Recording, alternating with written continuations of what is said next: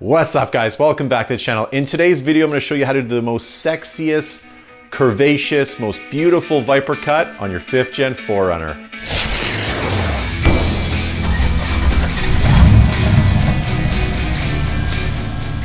So there are a lot of reasons why you might want to do the Viper cut on your 5th gen 4Runner. You might want to fit larger tires, you might like the aggressive look from the front end, or maybe you just want better approach angles. There's a lot of reasons why you might want to do this modification. I will say though, there are a couple drawbacks, just visual appeal, and that's why I wanted to create nice curves. I wanted to hide some of those components, but I also wanted it to look kind of stock, also show off my tires and have all the benefits of the exposed tires. But one of the drawbacks is the side profile. A lot of people will do the Viper cut up really high, and if you look at it from the side, it doesn't really look too good. It also exposes on the passenger side your washer bottle and some wires and tubes. There are skid plates that you can get. C4 makes it, Exit Off-Road makes it. Exit Off-Road actually makes a really nice one that is compatible with really any 4Runner, and it's only $75, and it will hide everything. It'll just put it into a nice protected box essentially. I'm personally just building my own. I'm welding up all the parts right now. I just picked up 16 gauge sheet metal and I'm just welding it. I'm happy with it so far. Right away though, I did spray paint the washer bottle black. If you do get down and look, you will notice the washer bottle. If you're standing up, you won't really see it. But it might drive you crazy and you might want extra protection on that just from road debris and that sort of thing. But I'm really happy with how this Viper cut turned out. The curved lines look really nice. Let's jump into the video and I'll show you how I did this on my 4Runner and how hopefully you can get some ideas on how to do it on yours. All right, so here's the bumper we'll be cutting. I wanna come in around here and I'm gonna cut into this square part a bit. Some people will follow this line up. Some people will go directly under this line. I'm gonna come up into the middle of this line a little bit, just into the bottom, and then I'm gonna kind of like flatten out, and where this line ends here, I'm gonna intercept it. And then I'm gonna start curving back up a little bit more this way, and I'm gonna end below the second screw inside your fender there. And what I wanna do is just create a nice kind of curvy look to this bumper. I want it to look stylish, I want it to look nice. Some people will just kind of come up here, straight line along here, and end somewhere up here.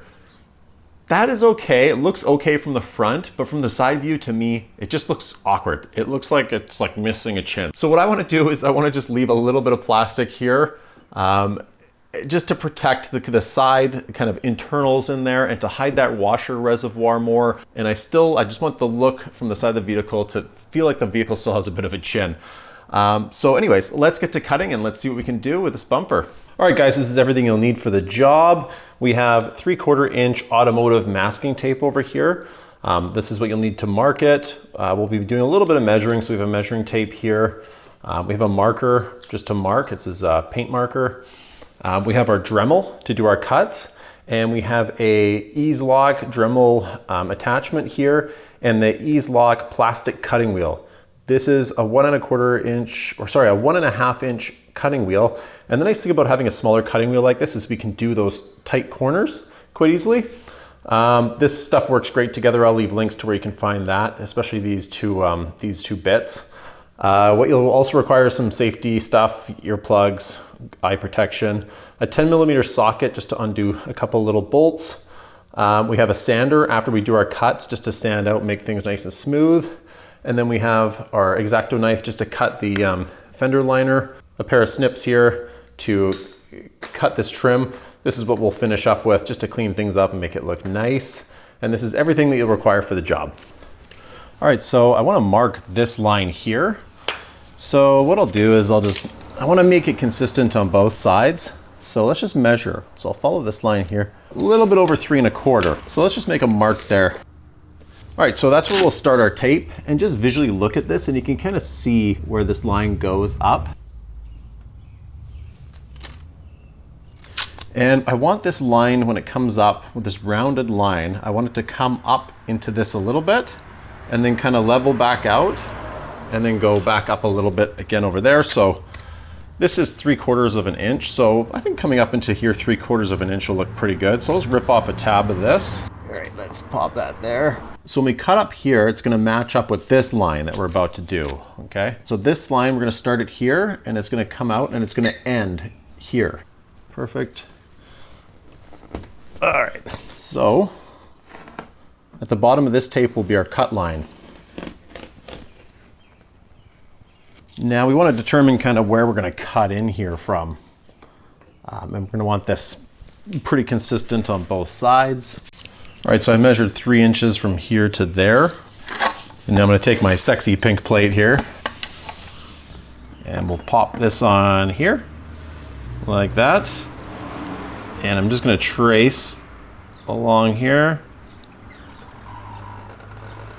and let it intercept with my line. Perfect. So a nice smooth rounded edge there. All right, and now we'll kind of follow our tape along this edge here. All right, so now coming from the side here, we'll line our tape up to continue on with our straight line.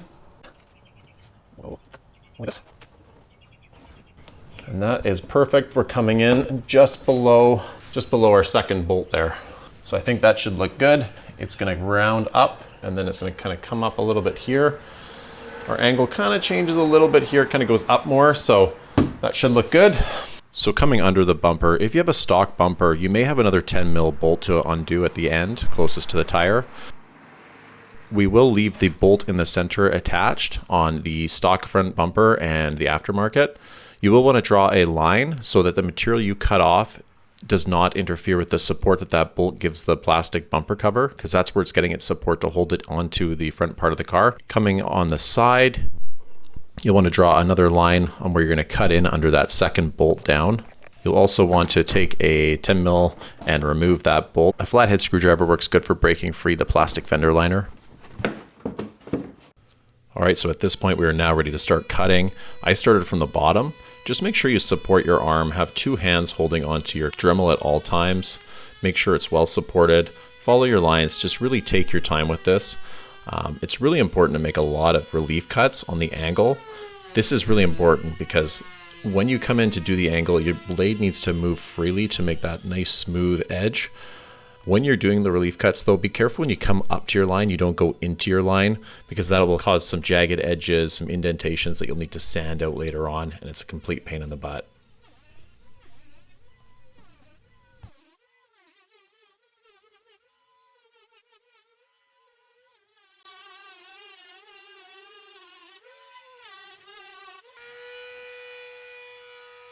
At this point, you'll take your pliers and an X-Acto knife, grab on and just cut along the fender liner.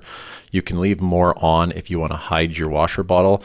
I ended up cutting a whole bunch off because I'm actually going to put a cover over the washer bottle. All right, so we've gone ahead, we've done our cut. We've trimmed that fender liner down. Let's peel the tape off now.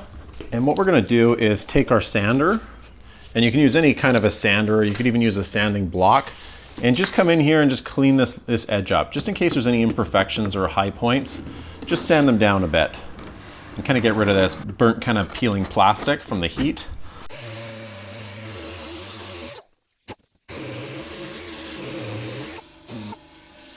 All right, so now we'll put our edge trim on here. I'm really happy with this. This is super smooth, it looks great. This will require a little bit of pressure to push this on. What you can do is kind of warm it up a bit. Maybe let it sit in the sun for a bit so it's a little more pliable.